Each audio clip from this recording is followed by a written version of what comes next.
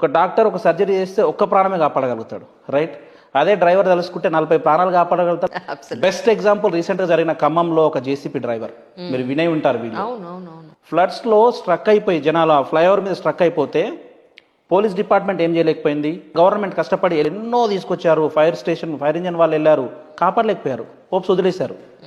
ఒక JCP driver, some ముస్లిం గా అనుకుంటా, జేసీపీ తీసుకుని వెళ్ళిపోయాడు ఆ ఫ్లడ్స్ లోకి. అందరూ ఆపారు, వద్దురా ఎందుకు వెళ్తున్నా నువ్వు, ఇంత గవర్నమెంట్ చేస్తుంది వాళ్ళు రాలేకపోతున్నారు అని హోప్స్ వదులుకుంటే ఆయన ఒక డైలాగ్ చెప్పాడు యాజ్ ఎ డ్రైవర్, గయేతో మై ఏక్ ఆయతంలో 10 లోకి సాత్మే ఆయంగా అని చెప్పాడు. డైలాగ్ ఉంది, మీరు ఖమ్మం వీడియో చూడండి. పోతే నేను ఒక్కడిని ఫరకపడేది ఏం లేదు, నా జాబ్ అది. వస్తే మేము 10 మందితో తిరిగి వస్తామన్నాడు, మిగతా 9 మందిని సేవ్ చేసుకుని తీసుకొచ్చిండు. పెద్ద న్యూస్ అయింది అది. అది డ్రైవర్కు ఉన్న క్రెడిబిలిటీ, అది డ్రైవర్కు ఉన్న అంత మంచి జాబ్ రోల్ అది. దానికి ఒక రికగ్నైజేషన్ లేదు.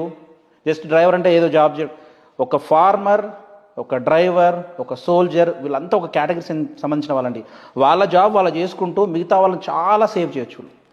రైతుని సోల్జర్నే పొగుడుతున్నాం మనం, వాళ్ళు కూడా జాబ్ చేస్తున్నారు. రైతు అనేవాడు ఇంకా ఏమంటారు, తన కోసం కాదు ఇంకా దేశం కోసం చేస్తున్నాడు అని చెప్పాలి. కానీ ఈక్వల్ టు రైతుతో పాటు సోల్జర్తో పాటు డ్రైవర్ని తీసుకోవాల్సింది.